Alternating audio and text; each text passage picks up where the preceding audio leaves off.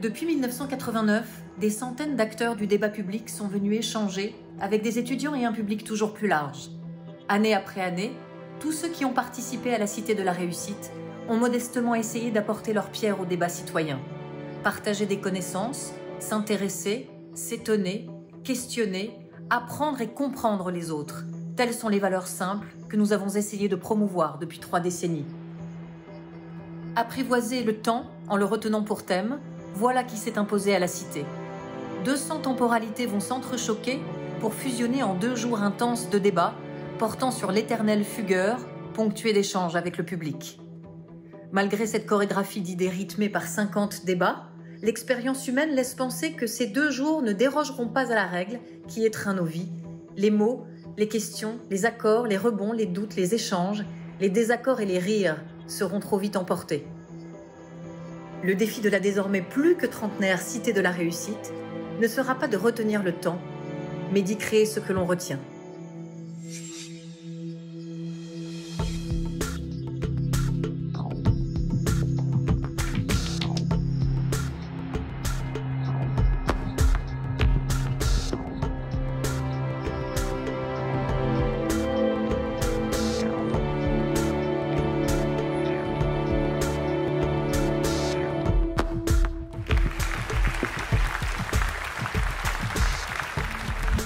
Et bâtir quelque chose ensemble. On est engagé parce que vivre, c'est choisir. Ça veut dire prendre des risques. La réussite ou le succès, c'est une succession d'échecs qu'on surmonte, qu'on contourne. Il faut apprendre à apprendre. J'ai un rêve d'élever l'humanité par la danse. Quelle est l'œuvre d'art qui a pu transformer les gens autant que, je ne sais pas quoi, les 35 heures ou la retraite? Si ce n'était plus la solution McDonald's qui triomphait. Manger la même chose, penser la même chose dans tous les domaines, ça c'est le contraire de la cohésion. Cette mondialisation est au contraire une grande source de diversité. Je crois aux intelligences collectives. On fait partie d'une unité qui s'appelle l'humanité. Je pense qu'on manque plutôt de tolérance, souvent. On peut respecter quelqu'un qu'on n'aime pas, on ne peut pas aimer quelqu'un qu'on ne respecte pas. La France doit comprendre qu'elle est multiple et que la différence est une chance. Chacun sait qu'il constitue un maillon et que si ce maillon faiblit, tout s'écroule. La lâcheté générale à l'égard de la responsabilité politique. Mais l'idée, c'est d'installer que les hommes politiques sont complètement déconnectés des réalités. Nous sommes entrés dans un nouveau siècle et déjà, il est en danger. L'expérience, c'est une lanterne qu'on a dans le dos et qui éclaire le chemin parcouru. La lutte contre l'incertitude, c'est ça notre destin. L'avenir va être absolument passionnant.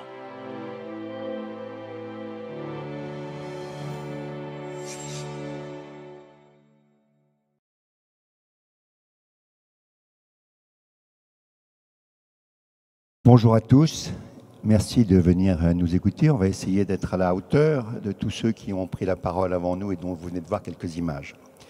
Je voulais, parce que nous sommes à proximité de la Sorbonne, vous parler d'un grand spécialiste, un expert de la dissection du temps qui était Marcel Proust, parce qu'il a été étudiant à la Sorbonne et l'un de ses professeurs était Henri Bergson. Henri Bergson qui lui aussi a beaucoup réfléchi sur le temps et cela va peut-être nourrir nos débats. Il a réfléchi sur la notion de temps et de durée. Et je vais vous lire cette phrase qui a été une analyse des textes de Bergson où l'on dit « Le temps se distingue de la durée, abstrait, et il n'est qu'une succession d'instants extérieurs, les uns aux autres, qui se juxtaposent comme des cases vides, identiques, où viennent se loger les événements. » Alors, le thème, le temps ne serait qu'illusion, point d'interrogation.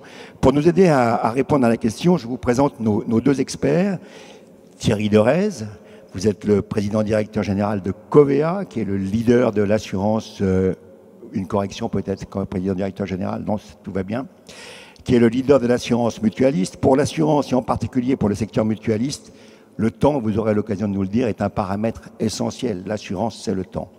Vous nous ferez partager tout à l'heure vos constats. Et puis Marthe Fontcave. Marthe Fontcave, vous êtes professeur au Collège de France. L'une de vos spécialités est la chimie bio-inorganique. Vous êtes membre de l'Académie des sciences. Vous êtes considéré comme une sommité. Vous n'allez pas me dire oui, mais vous êtes une sommité de la recherche. Alors je vous pose la question, à vous le premier. Le temps ne serait qu'illusion? Merci Xavier. Alors ce que je voudrais faire pour lancer cette discussion avec vous et avec Thierry, c'est de vous parler du temps de la physique, de commencer par vous parler du temps de la physique, et je vais vous parler beaucoup d'horloge, quelque chose de très très important.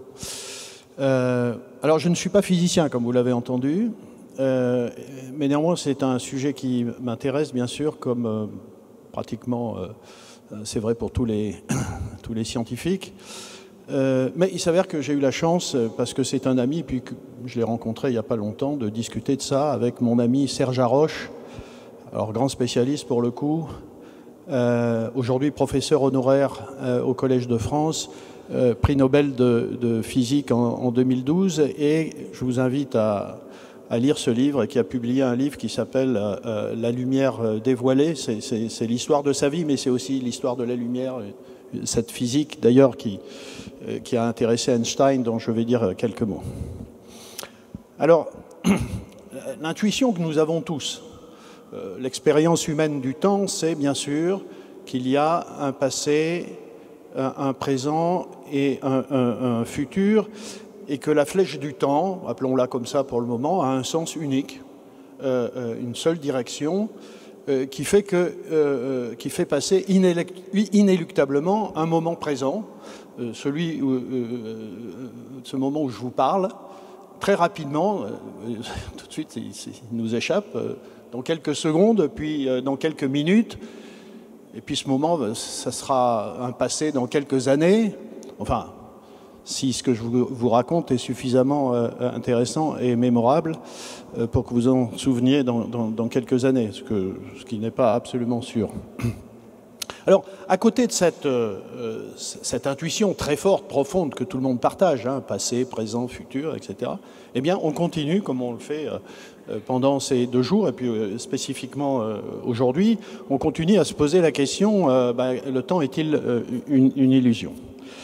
Alors, on en est au début de cette séance, et malheureusement, je vais tout de suite dire non, le temps n'est pas une illusion. Alors, je ne sais pas ce qu'on va faire de cette réponse pour la suite, mais je vais dire non. Et en fait, on se la pose parce que, au fond, on a fait croire à l'existence d'une divergence entre la compréhension physique, scientifique du temps et l'intuition que nous en avons. Finalement, entre le temps de la physique et le temps de l'expérience humaine.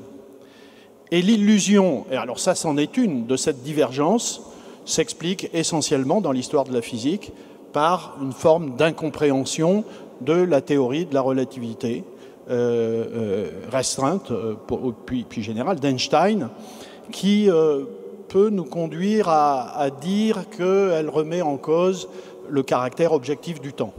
Alors que, au contraire, cette théorie établit les conditions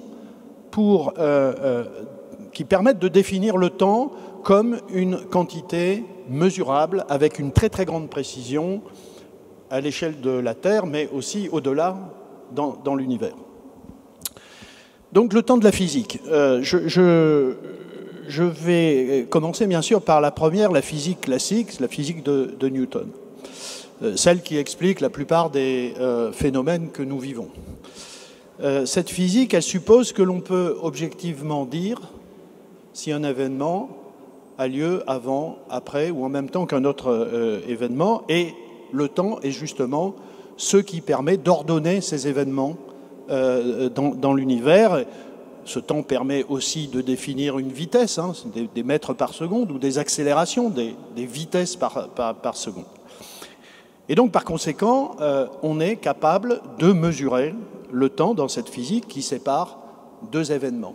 Et l'ordre des événements ainsi que la durée qui sépare ces deux événements sont totalement indépendantes de l'observateur. Ça, c'est une des grandes caractéristiques de la physique classique, de sorte que Newton nous dit que pour le monde physique, est muni d'une horloge.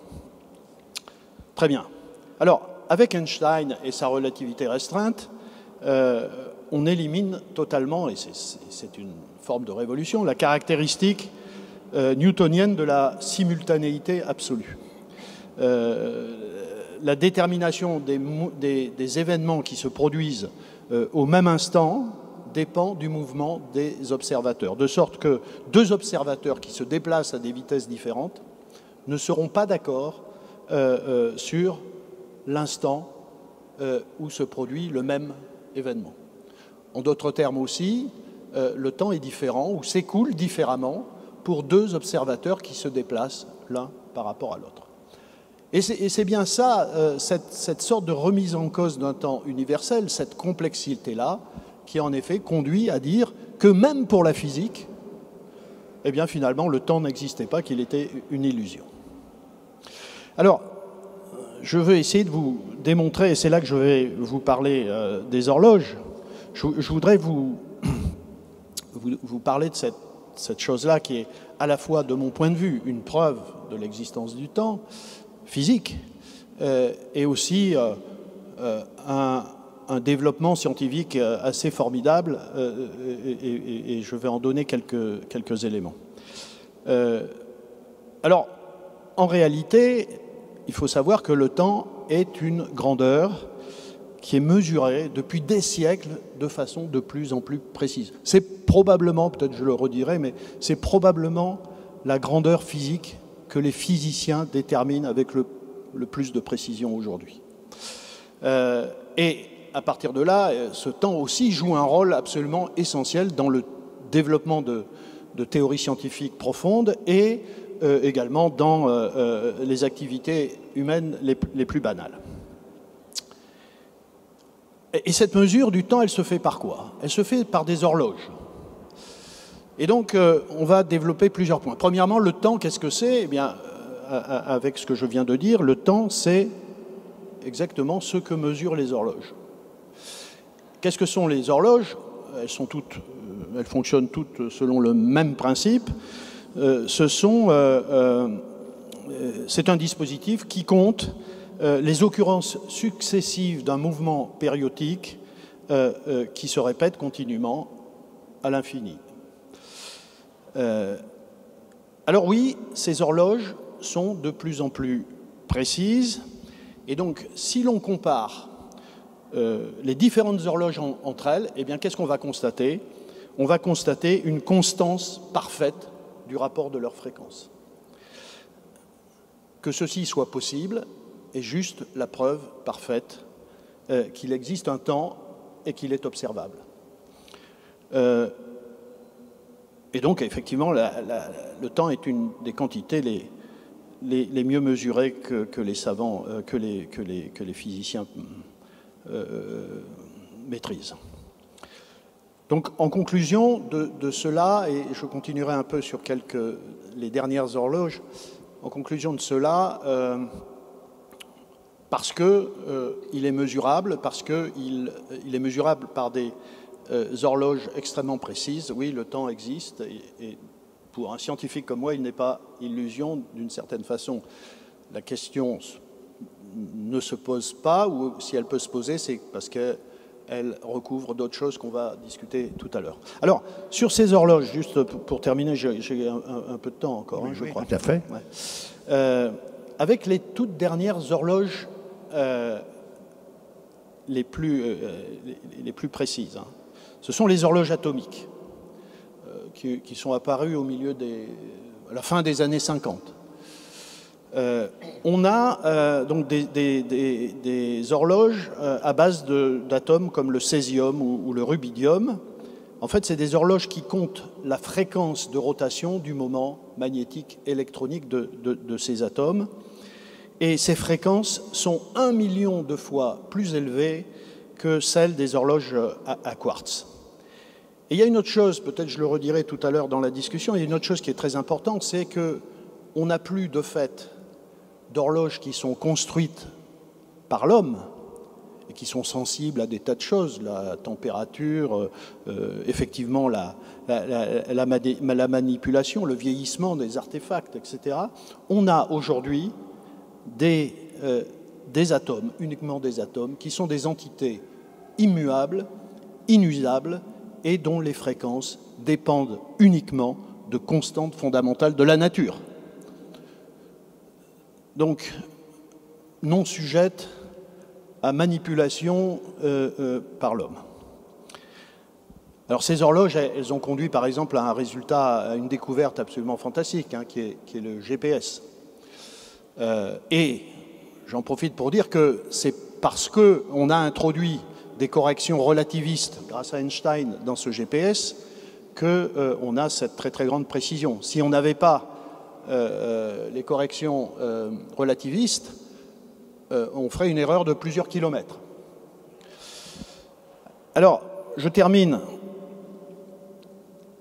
Cette histoire des horloges n'est pas finie. Et nous vivons une vraie révolution aujourd'hui, notamment grâce aux travaux des physiciens de la lumière, justement, Serge Haroche, Jean Dalibard, qui est aujourd'hui aussi professeur au Collège de France. Vous savez, il y a une école de cette physique-là avec beaucoup de prix Nobel, hein, Kastler, à l'École normale supérieure, Cohen-Tanuji. Voilà, on a plusieurs prix Nobel qui sont vraiment des experts de tout ça. Alors aujourd'hui, on a ce qu'on appelle des horloges atomiques optiques. Alors, à nouveau, hein, je ne suis pas un spécialiste et pendant cette petite exposé, j'ai essayé de faire simple.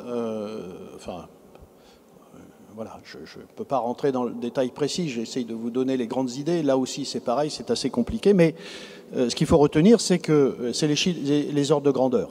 Avec ces horloges...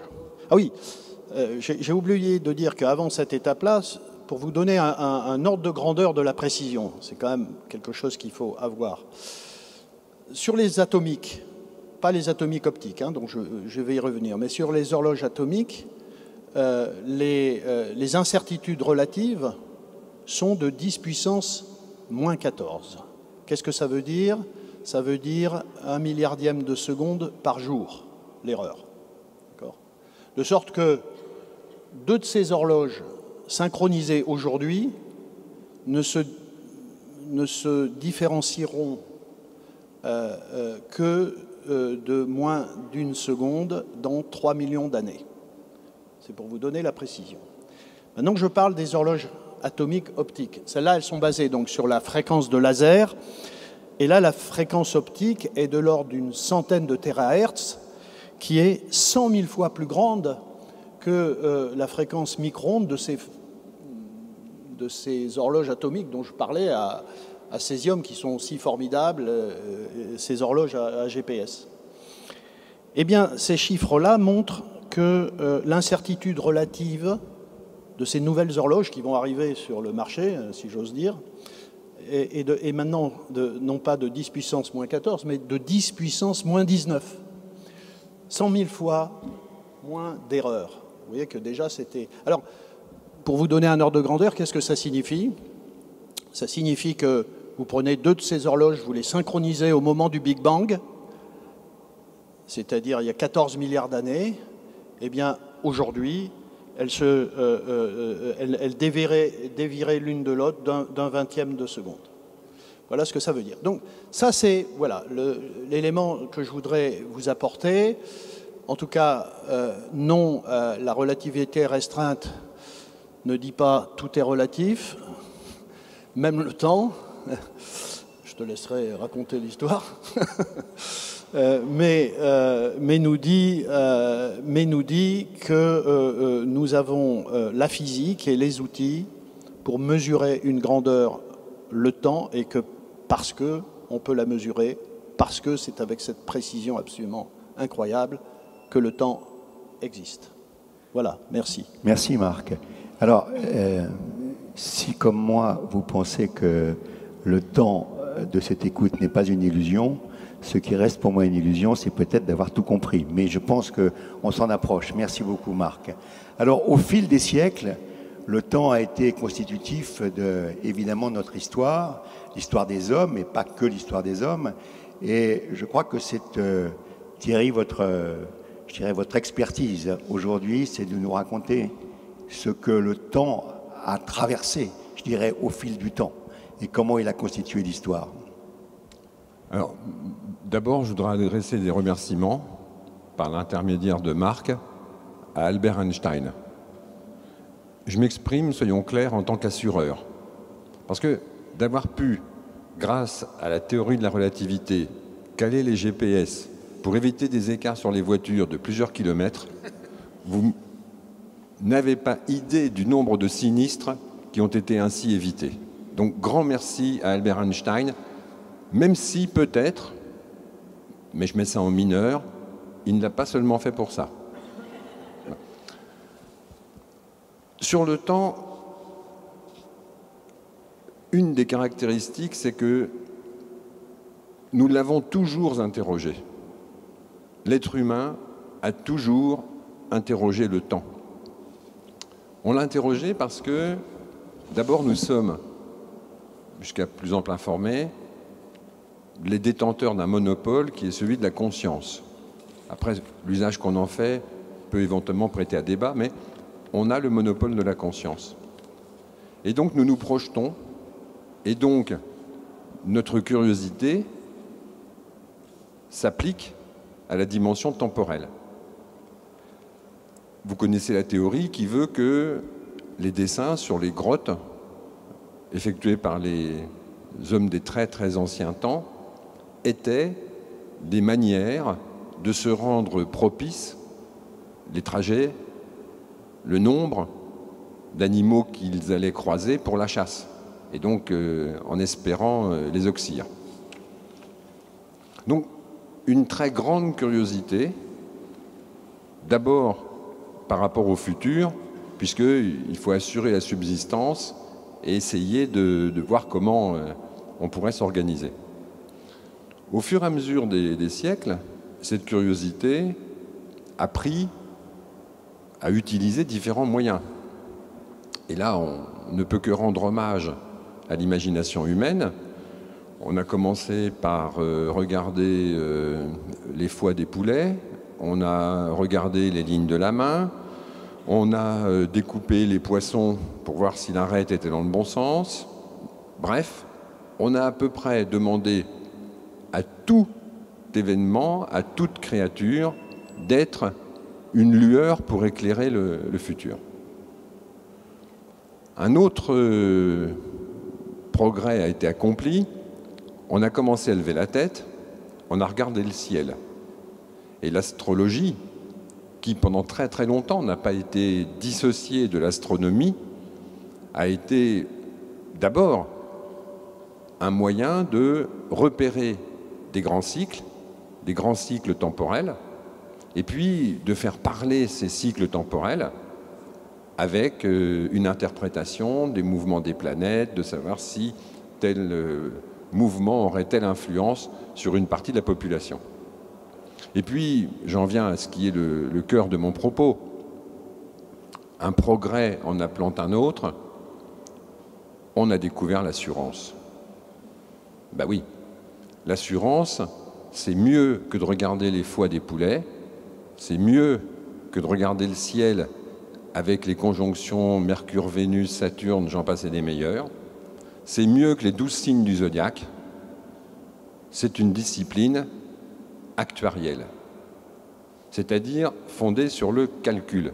Et vous voyez le lien avec la précision dont nous avons besoin pour effectuer les calculs et les explications que vient de donner Marc sur la rigueur, l'extrême finesse avec laquelle, aujourd'hui, nous pouvons mesurer le temps. Soyons humbles, les assureurs n'ont pas encore parce que nous ne désespérons pas, rattraper la finesse de lecture qui est celle des physiciens dans l'appréhension du temps. Autrement dit, on peut considérer que nos variations sur provision technique et sur provision mathématique ont une oscillation qui est bien supérieure à 1/20 de seconde au bout de 14 milliards et demi d'années. Enfin, 14 milliards d'années, pardon. Ceci étant, on voit bien que l'assurance a une liaison extrêmement naturelle, forte avec le temps. Parce que si on revient à l'essentiel, qu'est-ce que c'est l'assurance? L'assurance, c'est une réflexion sur la protection des biens, des personnes qui sont actuellement présentes. Il se trouve que ces biens sont en général l'accumulation d'un passé que nous connaissons. Donc on a une dimension temporelle, le présent avec sa fugacité, le passé qui a permis d'accumuler des biens, des richesses, etc. Mais le propos de l'assurance est beaucoup plus ambitieux puisqu'il s'agit de les protéger, non pas simplement dans le présent, ce qui, reconnaissons-le, serait assez confortable, mais dans le futur. Il faut donc se livrer à des estimations, à des évaluations, à des calculs, pour savoir ce que vaudra tel ou tel bien à un horizon plus ou moins lointain, en général, la durée du contrat. Et vous voyez se développer toute une discipline qui finalement revient à une tentative, là aussi, d'appréhension du futur. Comment est-ce qu'est née l'assurance? Alors, il y a des légendes sur les bâtisseurs de pyramides, sur les bâtisseurs de cités en Mésopotamie, qui auraient découvert la possibilité de mutualiser un risque, notamment un risque personnel. Je dis légende tout simplement parce qu'on n'a aucune trace de cela. Donc, si on veut faire un travail rigoureux, la vraie trace, la première trace de l'assurance que nous ayons, c'est le prêt à la grosse aventure. Le prêt à la grosse aventure, c'est la possibilité d'assurer les navires, ça sert à ça, par rapport à leur trajet, leur cargaison, le corps du bâtiment. Et vous avez toute une petite corporation qui s'est spécialisée en la matière et qui a pris en charge une part du péril qui pouvait atteindre le navire lors de ses activités de transport. À l'époque, on est avant la découverte du calcul des probabilités, on repose sur une discipline scientifique qui n'est pas que le pifomètre. Le pifomètre entre évidemment de façon sérieuse en ligne de compte, mais surtout la qualité de l'information. La qualité de l'information. Qu'est-ce qui fait que vous allez engager vos capitaux pour protéger un navire plutôt qu'un autre? Les renseignements dont vous disposez sur, par exemple, la compétence du pilote, par exemple, l'entretien du bâtiment, par exemple, les périls qui peuvent s'attacher à la cargaison. On n'assure pas de la même façon une cargaison de poudre et une cargaison de vin, etc., etc. Et à partir de là, vous avez une dimension qui est celle de l'assurance possible de ces biens que sont les navires, le fret, l'équipage, etc. Et vous voyez déjà poindre quelque chose qui est de plus en plus et qui va continuer à être une dimension centrale de l'assurance, c'est la donnée. On découvre aujourd'hui l'assurance comme étant un énorme consommateur de données. Oui, mais ça a toujours été. Encore une fois, pour pouvoir assurer, alors on n'appelait pas ça des données parce qu'on n'avait pas encore les datas, mais on appelait ça des informations, des renseignements, des notions. C'est ça l'aspect central, c'est d'avoir des données pour pouvoir assurer ces choses. Et évidemment, le lien avec le temps, la projection que l'on peut en faire dans le futur, est d'autant plus profonde que nous pouvons mesurer avec davantage de précision le temps. Vous comprenez mon dernier propos, l'assurance a de beaux jours devant elle. S'agissant des bâtiments dont vous parliez, les premiers grands financements de grands voyages, vous les situez à quelle époque? On est sur un peu avant les grandes découvertes. D'ailleurs, il semble assez fondé de retenir que la protection des navires, la protection des expéditions a favorisé l'expansion de l'exploration, puis du trafic maritime. Donc on est début 15e, fin 14e. On n'a pas de traces d'éventuels financements d'expéditions phéniciennes qui étaient une civilisation de grands marins? On n'en a que très indirectement, à travers les quelques petits relevés de comptes qu'on peut trouver, mais l'affectation n'est pas totalement limpide. On aimerait bien, comme toute profession, plus nos racines seront profondes, plus notre légitimité sera importante, et plus encore qu'aujourd'hui nous serons populaires. Et Dieu sait que les assureurs sont populaires. Bien, alors vous aurez la possibilité tout à l'heure de poser des questions, vous aussi, et je ne doute pas que vous en aurez. Cette deuxième partie de notre questionnement sur le temps n'est-il qu'illusion va être maintenant celui des questions posées par les étudiants de la Sorbonne qui sont avec nous aujourd'hui. 3 des étudiants qui ont posé des questions, 3 des étudiantes qui ont posé la question sont avec nous. Il y a Chloé Taillard, c'est ça? Voilà. Il y a Lucie Galaret, voilà, bonjour Lucie, et Angélique Sartre. Alors, vous étiez 7, je crois, à avoir posé quelques questions, de nombreuses questions pour dire la vérité. On va essayer de traiter de la manière la plus rationnelle possible en regroupant celles qui nous paraissent un tout petit peu se ressembler. Et je vais donc commencer en donnant la parole à Angélique Sartre, qui va se lever pour nous poser la première question, sachant que nous avons regroupé les questions 1 et 3 pour vous, comme ça vous aurez les éléments dans votre propre dossier. Et ces questions sont posées à tous les deux. Vous aurez ensuite des questions qui vous seront adressées personnellement, mais là vous allez avoir la lourde responsabilité de répondre tous les deux à la question qui vous est posée par Angélique. Allez-y, Angélique. Vous m'entendez? Ok, parfait. Alors, nous, on pensait que les questions 2 et 3 allaient plutôt plus ensemble, donc ça me paraît plus logique de les poser Posez ensemble. la question que vous voulez, Angélique. On ne va pas faire un débat sur 1 et 3 ou 2 et 3. Nous n'avons pas le temps. L'idée d'illusion, à notre sens, ça ne veut pas forcément dire que le temps est illusion, ça ne veut pas forcément dire que le temps n'existe pas, parce que d'ailleurs, l'idée d'illusion présuppose un peu une erreur, une perception déformée d'une réalité préexistante.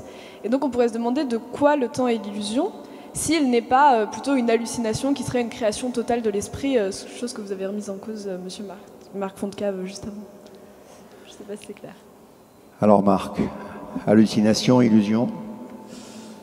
Oui, d'abord vous avez raison, c'est vrai que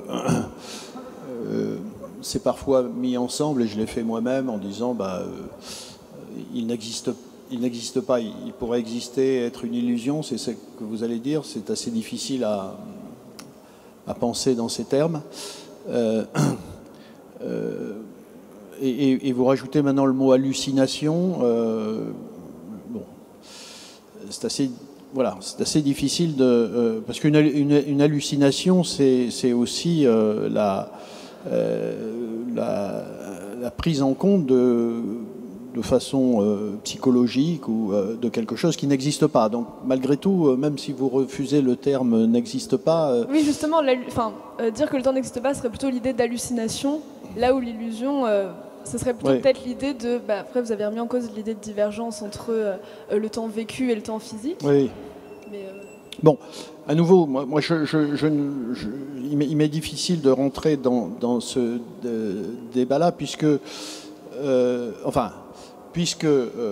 en effet, comme vous l'avez compris, tout indique que nous pouvons ordonner les choses et mesurer la durée, on peut ordonner des événements, et donc et on peut mesurer donc la durée qui sépare ces deux événements avec une très très grande précision. Je me répète, mais c'est absolument la clé. Si c'était une illusion, et on aura peut-être l'occasion aussi de le redire, si c'est quelque chose de purement subjectif, si certains voient le temps passer plus vite et le temps moins vite, tout cela est vrai.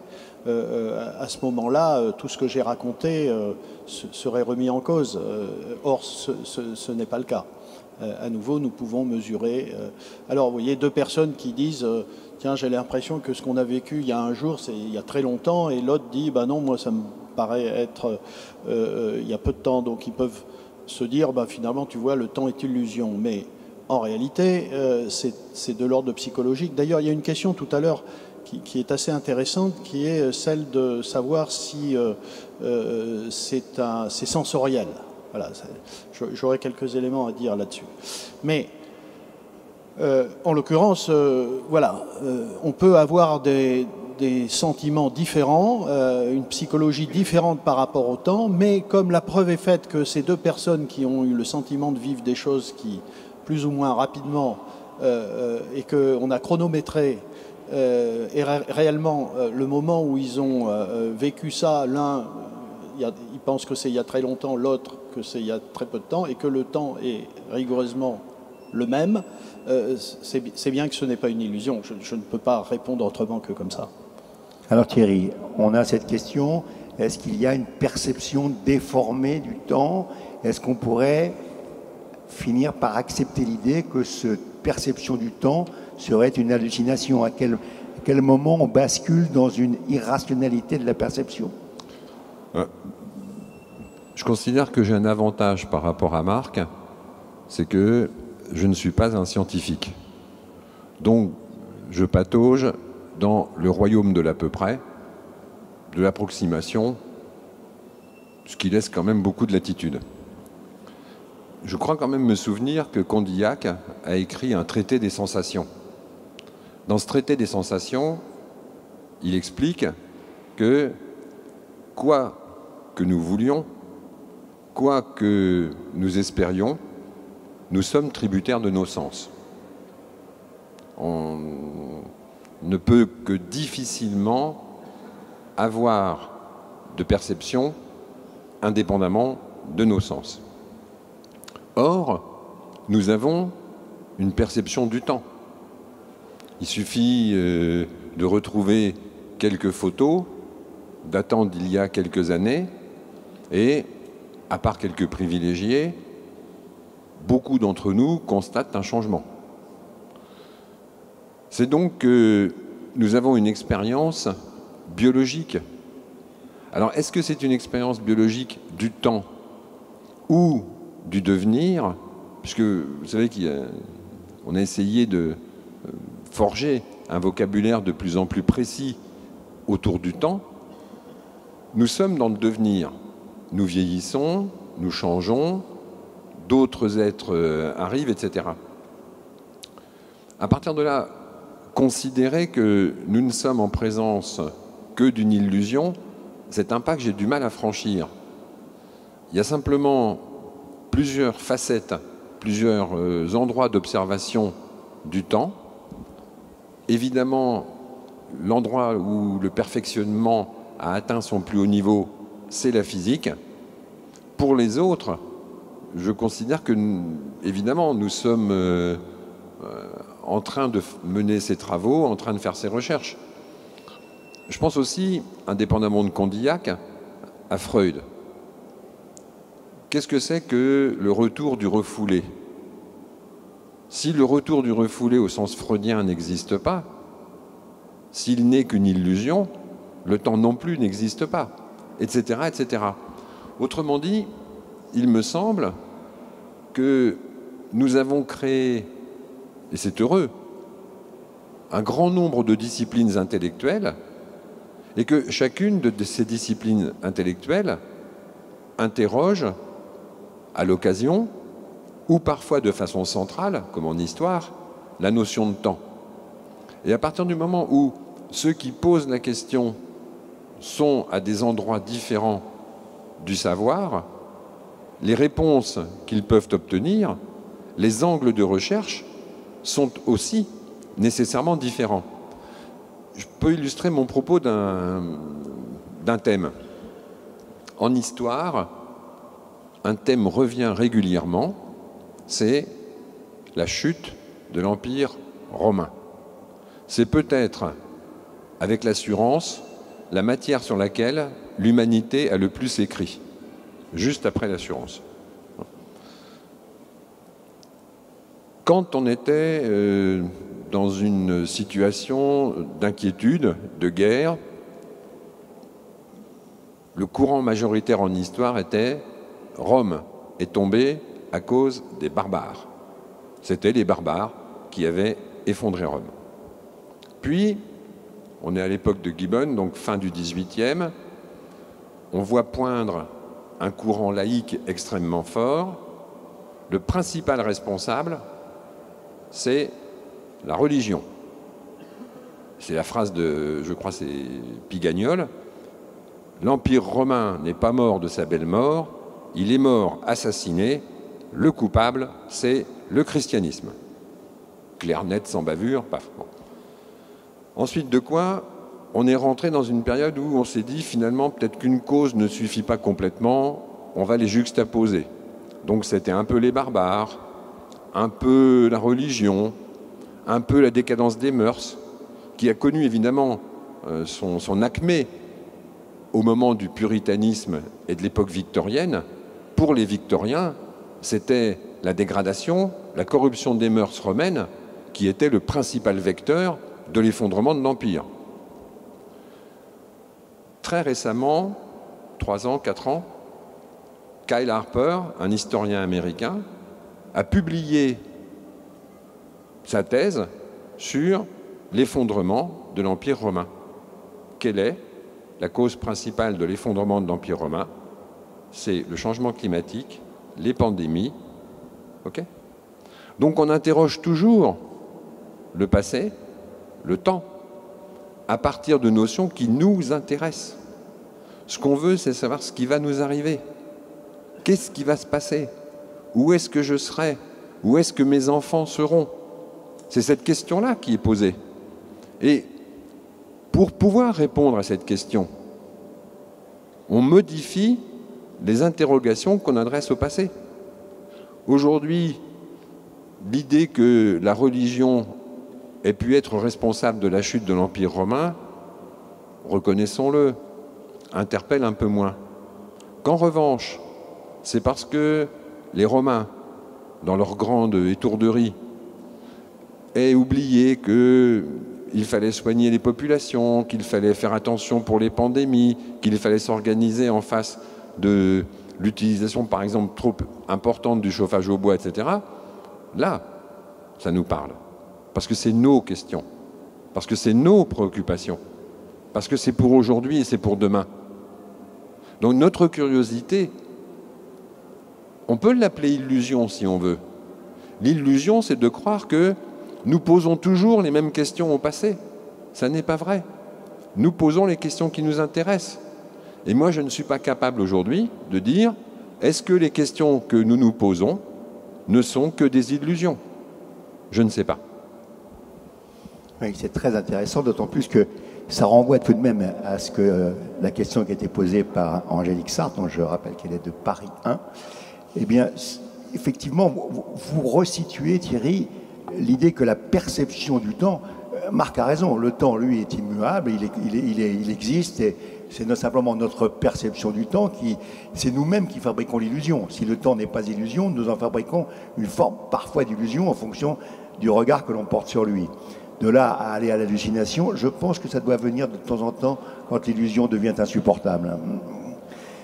Et puis, nous avons d'autres questions, et je vais demander à Lucie Gallaret de bien vouloir nous poser sa question. Nous avions regroupé 6 et 7, mais je ne me hasarde plus au regroupement. Je vais vous laisser libre de poser la question que vous souhaitez poser. Allez-y, Lucie. Alors, Lucie, pardon, vous êtes étudiante à Sciences Po Toulouse, c'est ça? Mais merci beaucoup. Je vais poser quand même la question 7. Donc, ça a concerné le référentiel que l'on peut choisir quand on parle du temps. Et donc, étant donné que le référentiel paraît assez nécessaire, que ce soit dans le domaine scientifique ou au niveau des assurances, est-ce qu'on pourrait affirmer que le temps, ou en tout cas la durée, la perception qu'on a du temps, est purement subjective, ou est-ce qu'il y a forcément un aspect qui est beaucoup plus objectif au niveau temporel? C'est bien qu'on ait basculé d'une question qui est le temps est-il l'illusion à la perception du temps est-il ceci ou est-il cela. Comme ça permet à nouveau de répéter que le temps existe. Alors, au fond, quand on utilise le mot perception, on sous-entend une subjectivité. Et donc, comme vous posez la question, est-ce que la perception est subjective? La réponse est évidemment oui. C'est-à-dire que à côté, je ne sais pas si c'est bien ça votre question, mais à côté d'une réalité du temps, eh bien la perception qu'on en a, c'est-à-dire cette perception subjective de l'écoulement du temps, en effet, celle-là, elle est sujette à des tas de sources, de tas de moteurs, hein, des moteurs de la vie, des moteurs psychologiques, etc. Et en effet, on le voit bien, chacun d'entre vous, à cet instant, trouve notre débat soit trop long, soit trop court. Et ça, c'est vraiment la perception, une perception subjective. On va essayer de prendre une assurance, peut-être. Parce que, bien évidemment, les secondes qui passent, là, en ce moment, sont rigoureusement les mêmes que celles que vous avez vécues hier ou avant-hier. Donc, oui, il y a une subjectivité. Ce qu'on pourra discuter tout à l'heure, mais je ne vais pas le faire tout de suite, si la question, je ne sais plus, 11 ou 12 sera posée, je ne sais pas si elle le sera, mais c'est sur cette question, c'est est-ce qu'il y a, au fond, moi, ce qui m'intéresse en tant que scientifique, excusez-moi de revenir à la science, c'est au fond, est-ce qu'il y a un sens physiologique? Est-ce qu'il y a des récepteurs, quelque chose de concret qui nous permettent, humains, d'avoir cette perception-là? Auquel cas, si c'est vrai, et je dirais ce que j'en pense, mais auquel cas, si c'est vrai, ce n'est plus de la subjectivité à ce moment-là. C'est parce qu'il y a une mécanique biologique, naturelle, qui le permet. Et s'il y a des différences entre les uns et les autres, ce n'est pas tant que ce soit purement subjectif, mais c'est que la machinerie, peut-être, n'est pas la même chez les uns et chez les autres. Il y a un sens pour entendre, l'ouïe, mais on n'est pas tous armés de la même efficacité. Et donc, deux personnes pourraient dire... j'entends ce morceau de musique est vraiment pas bon, j'entends très mal, et l'autre va dire ce morceau de musique est absolument fantastique, je sens des choses absolument superbes dans mon oreille, etc. Et donc si on ne savait pas qu'il y a en effet des mécanismes biologiques très précis pour cela, et qu'ils peuvent se dégrader en effet avec le vieillissement ou avec des accidents d'une personne à l'autre, on pourrait dire ça aussi c'est de la subjectivité. Non, c'est pas de la subjectivité. S'il y en a un qui entend moins bien et l'autre mieux, c'est pas de la subjectivité, c'est juste parce qu'il y a un outil, un mécanisme naturel que les êtres vivants possèdent pour cela. Donc on reviendra à cette question des sens avec l'autre question. Lucie, d'ailleurs, parlait de renvoyer à ce que j'ai dit tout à l'heure à propos de Bergson, quand j'ai cité les travaux de Bergson, sur la différenciation qu'il y a entre le temps et la durée. La durée étant évidemment une perception. Thierry. Par rapport à la question posée, vous avez compris que Marc, Xavier et moi profitions du temps où nous étions avec vous pour remplir une grille de loto. Ne vous laissez pas abuser. Quand on demande aux étudiants, en l'occurrence des étudiantes, les questions numéro tant, c'est pas du tout parce qu'on a des questions qu'on préfère ou pas. C'est en réalité parce qu'on fait notre petite grille de loto, comme chaque dimanche matin, Bon, là, on n'est pas au café, mais on ira tout à l'heure.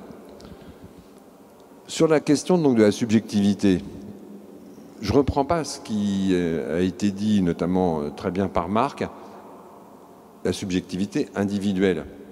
Je pense qu'il faut ajouter un degré qui est le degré de l'utilité sociale de cette utilisation du temps. Le temps, encore une fois, on l'interroge en fonction de nos besoins. Si vous êtes un peuple, une peuplade de chasseurs-cueilleurs, quelles questions allez-vous poser au temps? Vous avez besoin de savoir quelle est la saison, fruits, pas fruits, en fonction de l'endroit où vous évoluez, pleuvra, pleuvra pas, etc., etc. Si vous êtes un agriculteur sédentaire, vous avez déjà une suggestion plus importante, puisqu'il va falloir incorporer le rythme des saisons. Il ne faut pas vous tromper quand vous allez semer. Il faut essayer d'être à peu près sur place quand il faut récolter, ce qui interdit par exemple d'aller faire la guerre au moment des récoltes, c'est pas plus bête, etc., etc. Et vous voyez l'évolution qui a été la nôtre et qui est liée à une division d'abord physique, ensuite sociale, de plus en plus fine du temps. Quand les horloges d'une même petite ville appartiennent l'une à l'église, l'autre au couvent, la troisième à un riche propriétaire foncier, l'écart, je marche sur les brisées de Marc, l'écart est à peu près de 15 minutes par jour. 15 minutes par jour avec les horloges, on va dire, assez rudimentaires avant qu'on invente le balancier, etc. Et les gens se rencontraient, les gens mangeaient, les gens vivaient. Simplement, c'était un autre rythme. Nous sommes dans une société, pas dit civilisation, je dis société, dans laquelle la précision est un requis. On nous demande d'être extrêmement précis dans beaucoup de choses, y compris par rapport au temps. Parce que nous avons une organisation de la société qui est fondée sur une division extrêmement fine, précise, notamment du travail. Vous ne pouvez accomplir certaines tâches industrielles qu'à la condition qu'il y ait une exacte synchronisation de ces différentes tâches. Donc, vous devez passer au plus près possible la séquence de temps que vous mesurez.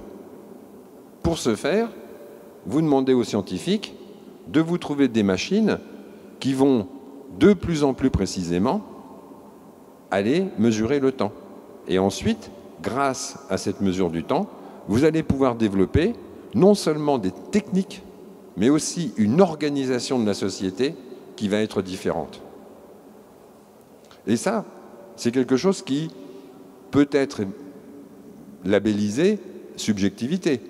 Mais à ce moment-là, on n'est pas dans une subjectivité d'une personne, on est dans la subjectivité, en quelque sorte, d'un collectif qui considère que c'est ça qu'il faut faire, ça c'est bien, c'est par là qu'il faut aller, et c'est comme ça qu'il faut s'organiser pour pouvoir atteindre ce but. Donc, oui, il y a une part de subjectivité, mais ne pas penser que cette subjectivité débouche nécessairement sur un total désordre, une désorientation de tout le monde, un grand fatras psychique pour les individus, ça serait faux, à mon sens. Ce qui me paraît beaucoup plus exact, c'est une étroite corrélation entre la capacité de la science à mesurer le temps et les organisations qu'on peut, nous, politiquement, décider de retenir. L'exemple du GPS est un exemple technique, mais l'organisation de la vie en société, par exemple, passer des 3-8 à la semaine de 35 heures, si on n'a pas d'horloge précise, pour le début de l'idée, comment ça peut se faire, comment ça peut s'organiser. Donc, il y a une interaction voulue par rapport à l'état de la science dans l'organisation de nos sociétés. Pour moi, c'est ça que je mettrais, pour essayer de répondre à votre interrogation, sous la notion de subjectivité, pas se cantonner à une subjectivité individuelle. Merci Thierry. Alors tout à l'heure, Marc avait l'air très impatient de répondre à la question numéro 11. Donc je vais proposer... Oui ? Je note. 11. Alors, ceci dit, attendez, il faut quand même être honnête, on n'a jamais gagné. Donc, mais c'est l'occasion, Thierry, c'est l'occasion. C'est l'occasion ou jamais. On verra bien, mais en l'état, on a un niveau de performance qui n'est pas terrible. Et je vais vous dire pourquoi. J'ai toujours refusé que les actuaires du groupe se mettent à calculer les occurrences de résultats des jeux organisés par la Française des Jeux de mon ami Stéphane Pallès. D'accord ? On s'y est refusé. Sinon, je suis sûr qu'on aurait gagné. Bon, mais... Ça, c'est pas une bonne indication, parce que ça va vous valoir des cambriolages. Hein. Ah bah, c'est pas grave, parce qu'on cherche pas. Non, vous savez que la technique de probabilité est évidemment la même quant à son socle pour le jeu et pour l'assurance. D'ailleurs, les rédacteurs du Code civil ont installé l'assurance dans le Code civil juste à côté du jeu et du pari. Donc vous avez ces chapitres, ces titres du Code civil qui sont consacrés à ce qui est aléatoire, et ce qui est aléatoire, c'est le jeu, le pari et l'assurance. D'ailleurs, pour avoir, dans notre vie, participé à des appels d'offres de grandes organisations sportives qui mettaient aux enchères leurs événements, la théorie des jeux s'applique dans la rédaction de l'appel d'offres de la même manière. On va demander à Chloé Taillard, élève de l'ISEG, de bien vouloir se lever et nous poser la question numéro 11. Celle-ci est a priori réservée à Marc, mais on n'empêchera pas Thierry de donner son opinion, je vous assure. Donc, selon la définition du Centre national des ressources textuelles et lexicales, qu'on appelle communément le CNRTL, l'illusion, c'est une interprétation perceptive et erronée de données sensorielles. Donc finalement, est-ce que l'expérience du temps est sensorielle ou elle est plutôt intellectuelle et intellectualisée? Voilà. Oui. Vous avez 4 heures. Merci. Oui, cette question est intéressante parce qu'il s'avère que, par ailleurs, beaucoup de gens se la sont posés de cette façon-là, et moi-même, je me suis demandé, si on pouvait répondre. Là aussi, avec les approches de la science, je me limiterai à ça. En effet, la perception du temps, c'est la perception subjective de l'écoulement du temps. Et la question qui est posée, c'est est-ce que, au fond, il y a un sens? Et quand on dit un sens, c'est quelque chose de naturel, une mécanique naturelle qui nous permet de percevoir le temps. Qu'entend-on par sens? Vous le savez très bien, je l'ai dit tout à l'heure. On a des yeux pour voir, on a des oreilles pour entendre, on a un nez pour sentir. Et donc on peut se poser, en effet, et ce sont des sens, et on peut se poser la question de savoir est-ce qu'il y a aussi un sens du temps? A priori, on pourrait dire non. C'est pas bien établi, et pourtant nous sommes bien capables de sentir ce temps. Et en réalité, j'ai regardé un petit peu ça, c'est pas ma spécialité, mais cette question est posée par les biologistes au fond depuis pas mal de temps, la recherche d'un sens du temps. C'est quand même quelque chose d'assez formidable. Ça date du 19e siècle et il y a eu tout un tas... On pourrait même dire que certaines expériences de Pavlov ont introduit aussi... ce sont des expériences qui permettait de savoir si un chien avait la notion du temps et s'il avait des caractéristiques biologiques qui lui permettaient de sentir ce temps. Mais ça va jusqu'à aujourd'hui avec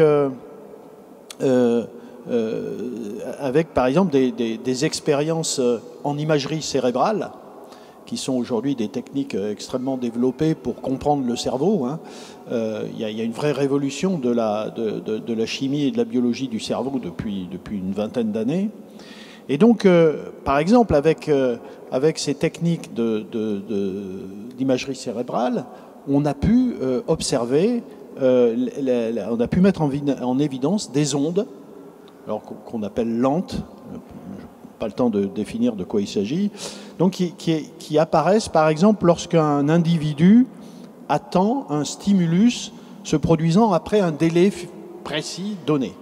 Donc il y a quelque chose qui se passe dans le cerveau qui est de l'ordre neuronal.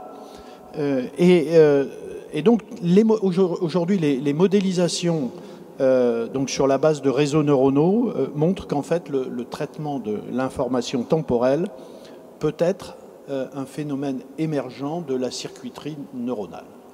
Donc la question est ouverte et il y a des recherches là-dessus, comme pour l'ouïe, l'odeur, la vue, peut-être qu'il existe un mécanisme spécifique, mais ce n'est pas établi, je voudrais pas, mais il y a une recherche de ces mécanismes spécifiques, une sorte d'horloge centrale du cerveau, au fond. Ce sont des recherches, et les développements, à nouveau, de l'imagerie cérébrale, qui est toujours en développement, avec de plus en plus grosses machines qui permettent de traiter des signaux extrêmement faibles, la cognitique, la neurobiologie, enfin tout ça travaille, y compris à ces questions-là. C'est-à-dire que cette question-là n'est pas une simple vue de l'esprit, n'est pas abandonnée, elle est traitée, y compris par les scientifiques. Et peut-être un jour, on découvrira un mécanisme spécifique. Pour le moment, ce n'est pas le cas. À nouveau, attention, ne sortez pas en disant il paraît qu'on a découvert le mécanisme de perception du temps. Non. Mais voilà, il y a des travaux et je trouve ça très très intéressant. Thierry, un petit mot. Juste pour compléter, abonder dans le sens de Marc, peut-être de temps en temps faut-il que nous fassions un effort de mémoire pour nous souvenir que nous sommes un produit de l'évolution et que même les plus chanceux d'entre nous ne sont pas nés ce matin. Nous avons dans toutes nos structures, y compris les structures cérébrales, puisque c'est une des caractéristiques, on va dire, un peu marquées de l'être humain, le fruit de toute une évolution. Si j'évoque cet aspect-là, c'est parce que c'est une illustration du propos que Marc vient de tenir. Actuellement, sont menées des recherches sur l'incidence, la prédisposition à certains types de cancers en fonction de l'exposition à la lumière. Entendre également l'exposition à l'absence de lumière, par exemple la nuit. Quelle est la grande différence entre notre époque et la plupart des époques antérieures? Nous connaissons, sauf précaution extrêmement importante, ne connaissons pas l'obscurité absolue. Quand nous nous couchons, on a toute une série d'appareils autour de nous avec des petites loupiottes vertes, rouges, jaunes. Quand on est d'une humeur badine, on peut les faire clignoter si on veut, etc., etc. L'obscurité absolue est quelque chose qui, aujourd'hui, nous est difficile à atteindre, qui mérite une organisation absolument rigoureuse. Il y a une nouvelle, d'ailleurs, de Jean-Denis Bredin sur ce thème-là. Voyageur qui ne peut pas dormir s'il n'est pas dans un noir absolu, il finit par casser la chambre d'hôtel pour détruire tous les petits appareils qui ont des diodes. Bon. Ça veut dire que notre cerveau a, quelque part, c'est ce que l'on cherche, une relation avec ces notions. Or, n'y a pas besoin d'être très très créatif, ni très imaginatif, pour comprendre que la relation à l'obscurité, le besoin, semble-t-il, qu'exprime notre cerveau d'une totale obscurité, c'est lié à notre longue histoire sur une planète qui se caractérise, après tout, par une alternance du jour et de la nuit. Si nous habitions sur la Lune et que nous exposions toujours la même face de notre planète au Soleil, la question, peut-être, ne se poserait pas pour notre cerveau. Peut-être que si nous n'étions pas sur une planète en rotation, la question de savoir si on a besoin d'obscurité serait totalement infondée. Donc notre cerveau aurait évolué différemment. Donc les recherches que nous pourrions mener, notamment sur des pathologies qui peuvent l'atteindre, seraient orientées différemment. Thierry voulait ajouter un mot. Marc. Non, juste pour compléter ce que j'ai dit, ce que je disais, c'est que, en effet, ces recherches en cours ne vont pas résoudre totalement le problème, parce que la question n'est pas simplement de découvrir le sens ou la mécanique neurobiologique qui est responsable de ça, parce que malgré tout, la perception du temps sera toujours une combinaison, en effet, de cela, peut-être, hein, un mécanisme biologique extrêmement spécifique, mais aussi, et continuera à être, le résultat d'expériences psychologiques et également de réflexion. Je ne veux pas enlever la partie intellectuelle de sensorielle, mais aussi de réflexion intellectuelle et philosophique. Et c'est pour ça que cette notion-là est si complexe, parce qu'elle englobe tout ça. Et juste un point que je n'ai peut-être pas précisé, ces expériences-là, elles sont assez précises. Elles consistent à nouveau à trouver l'existence ou non d'un mécanisme spécifique qui permet, par exemple, elles abordent la question de la perception de choses très très précises, et c'est dans le design et l'élaboration des expériences qu'on peut le voir, c'est la perception des durées, notamment la perception de l'ordre temporel, et la troisième chose qui est très étudiée, c'est la perception de la simultanéité, qui est une chose pas évidente non plus. Voilà, c'est pour vous donner un peu quelques informations sur l'état des recherches actuelles dans le domaine. D'ailleurs, sur l'évolution de la société, il y a un chercheur américain qui s'appelle Thomas Fall, qui a travaillé sur la dynamique actuelle qui sépare les générations les plus anciennes qui vivent en monochronie des générations plus jeunes qui vivent en polychronie, et ça renvoie aux recherches qui sont faites sur le cerveau, en particulier sur le développement des zones cognitives, dont on s'aperçoit aujourd'hui que la présence de jeunes individus dès le plus jeune âge devant un écran, des écrans de smartphone ou de tablette ou d'ordinateur, montre qu'il y a une déformation, en tout cas que les zones cognitives du cerveau ne se développent pas. Ça ne veut pas dire qu'ils n'ont pas le même cerveau que le nôtre, mais les zones cognitives ne se développent pas de la même manière. C'est un sujet qui, compte tenu de mes activités numériques, me passionne. Alors, autre question, celle-ci était censée être réservée à Thierry. Alors, je ne sais laquelle de vous trois va nous poser la question numéro 8. Allez, Angélique va se dévouer. Question pour Thierry, dont je ne doute pas une seconde que Marc aura son avis. Sur laquelle Marc aura son avis. Alors, si le temps est illusion, ou dans une moindre mesure, si les notions de passé, présent et futur sont des constructions créées par des civilisations, est-ce qu'il y a un présent réellement dans lequel on pourrait agir ?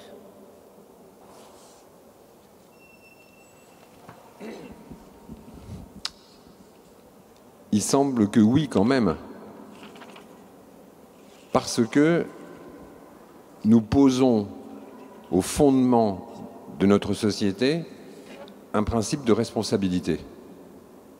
Ce principe de responsabilité, il est forcément assis sur du présent. Du présent qui va, c'est son rôle, devenir du passé.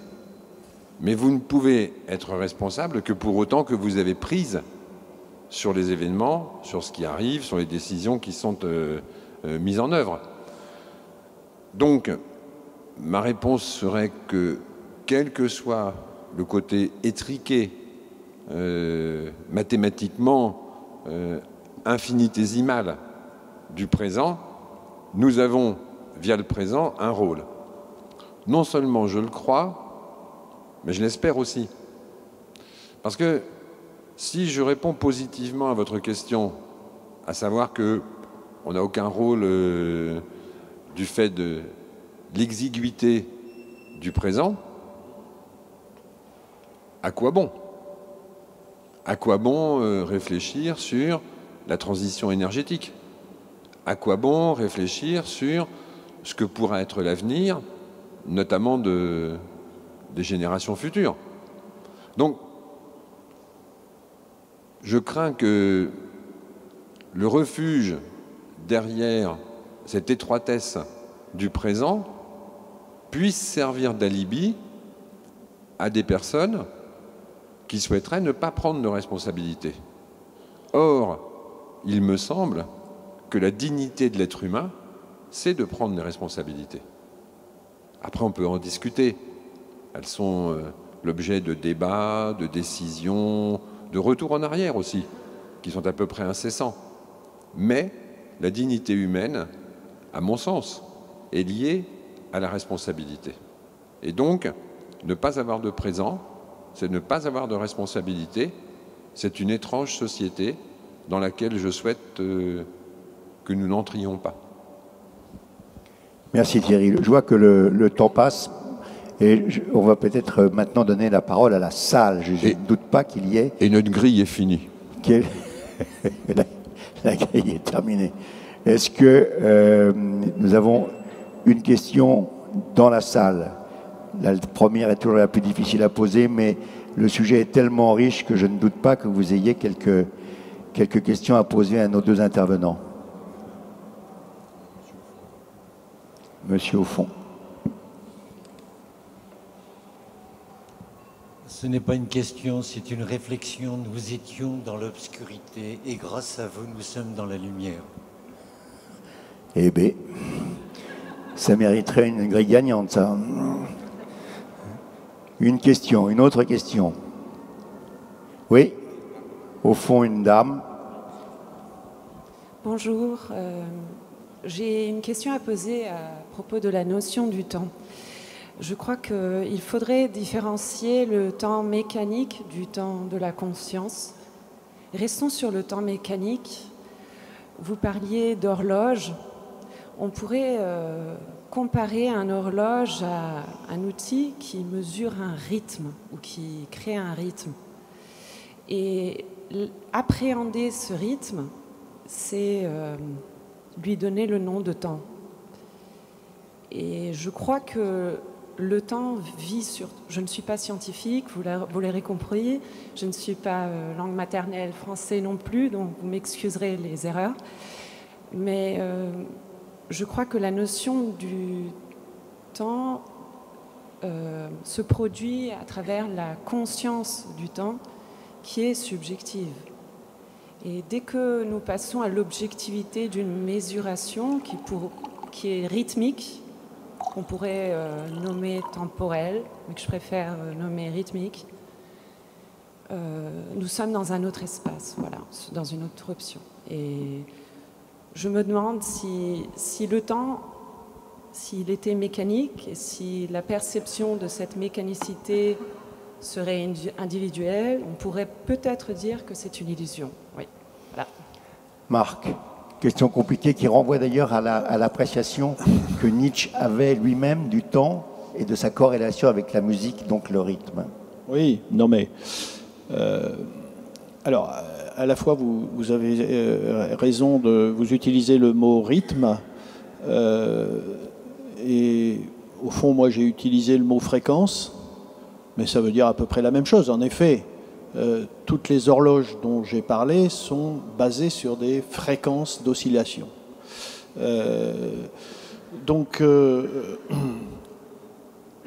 voilà, ce qui m'attriste un peu, c'est que je pensez vous avoir convaincu que ce temps mécanique a une réalité telle, à nouveau parce que justement l'utilisation de rythmes, comme vous dites, de fréquences, d'oscillations, d'une très très grande précision nous permet de, en tout cas pour ce qui me concerne, de conclure que le temps n'est pas une illusion et qu'il est une réalité. Mais voilà, à nouveau, à côté de cela, on peut en avoir une intuition, une appréciation, un sentiment très variable, on l'a dit pendant cette heure et demie, mais ce n'est pas parce que nous en avons une perception différente l'un de l'autre, à nouveau, que ce temps doit être défini comme une illusion, parce que justement, comme je l'ai dit et comme vous l'avez compris en partie, on a tout ce qu'il faut pour démontrer que ce n'est pas subjectif, que c'est une réalité. Voilà. Thierry, un petit mot. Mon petit mot sera pas mieux. D'accord. Non, mais qu'est-ce que je viens de dire là, tu vois? Non, c'est vrai. Voilà. Peut-être, par rapport à la remarque sur le rythme, rappeler que Saint-Augustin, qui a sorti une formule intéressante sur la compréhension du temps, a également écrit un traité sur la musique. Donc le De Musica de Saint-Augustin, c'est pas dans ce traité qu'il évoque spécifiquement le sentiment du temps, c'est dans les Confessions. C'est dans les Confessions qu'il y a cette phrase très très célèbre: si personne ne m'interroge, je sais ce qu'est le temps. Si l'on me demande de l'expliquer, j'en suis totalement incapable. Mais Augustin, sans doute, en anticipant sur votre question, madame, a également écrit un traité sur la musique. Ça permet de renvoyer à Karajan qui, répétant avec le Philharmonique de Berlin la 7e de Beethoven, avait dit il n'a jamais été joué 2 fois la 7e de Beethoven exactement dans le même temps, dans la même durée, et nous essayons tous de nous approcher de la perfection du temps qui est celui dans lequel Beethoven l'a composé. Une autre question peut-être. Il y a une question ici. Oui, alors c'était justement sur la question du rythme et le temps. Est-ce que, donc on a expliqué que le temps n'est pas une illusion, mais est-ce que le fait que on venait de dire que le temps est justement un rythme ou une séquenciation, une addition de cycles, de cycles, et est-ce qu'on pourrait donc dire que le temps n'est pas une illusion, mais qu'il existerait potentiellement plusieurs temps, dans le sens où toutes fréquences ne sont pas les mêmes, tout rythme ne sont pas pareils, et donc que ces cycles de fréquences, vu qu'ils ne sont pas pareils, potentiellement le temps est pluriel, il existerait peut-être plusieurs temps différents.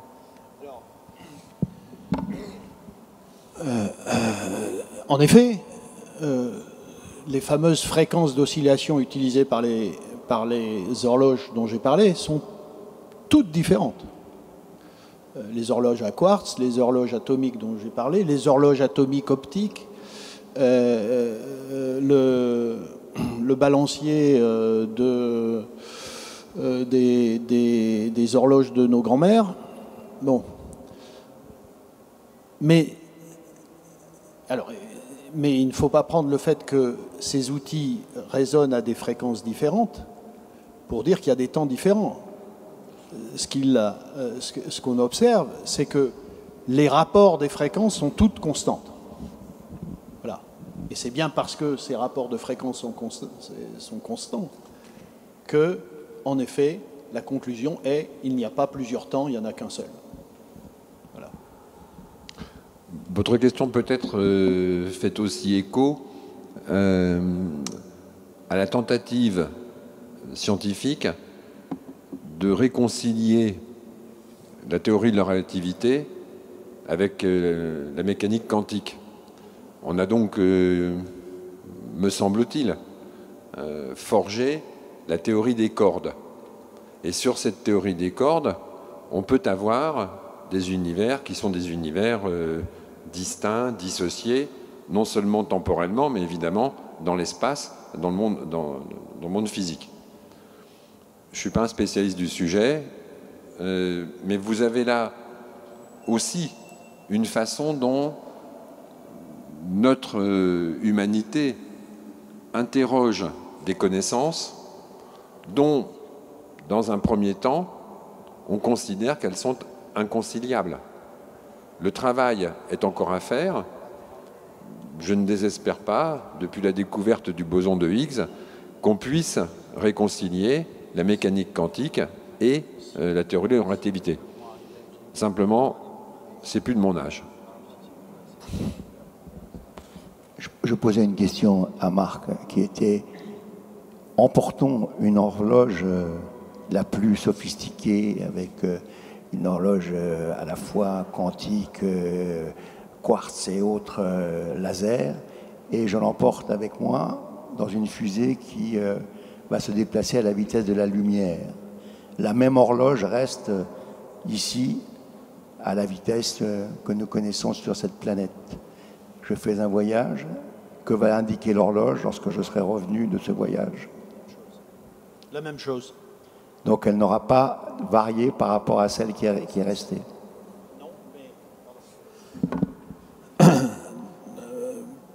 En fait, pour l'observateur qui est dans la fusée et qui a sa propre horloge, même si elle va à la vitesse de la lumière, elle est dans un référentiel qui est immobile. D'ailleurs, vous voyez, ici, on est à un endroit, et d'ailleurs partout sur la Terre, où en fait, on a l'impression que c'est stable. Et en fait, vous savez que la Terre, elle tourne très vite.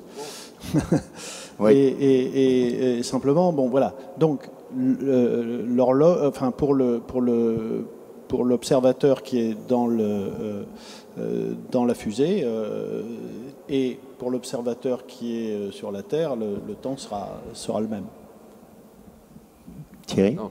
Ceci dit, comme le rappelait Étienne hier, notre langage conserve beaucoup de scories qui font litière des travaux de Galilée et de Copernic. Par exemple, nous disons tous, le soleil se lève, le soleil se couche. Et pourtant, elle tourne. Y a-t-il encore une dernière question dans la salle? Allez, oui, une question, madame. Le micro vous arrive, madame.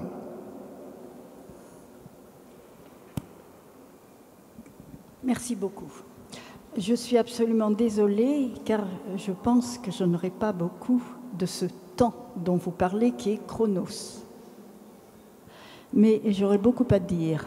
J'attrape le nom de cet immense compositeur Beethoven, car il se trouve que je suis essentiellement musicienne.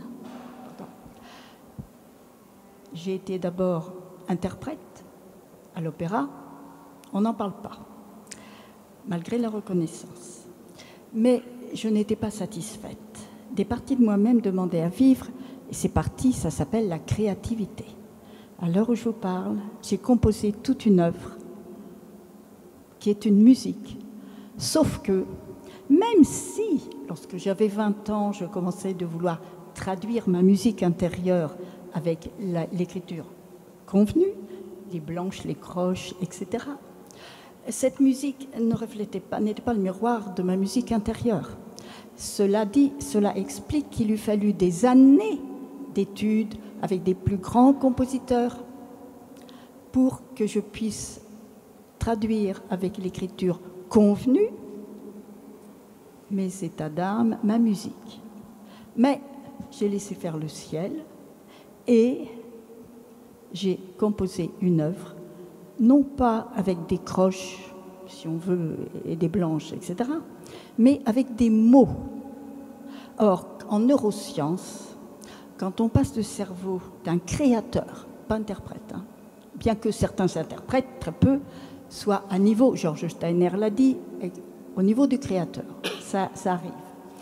Donc, quand on passe le cerveau au CRM, on s'aperçoit que un créateur, un artiste ou scientifique,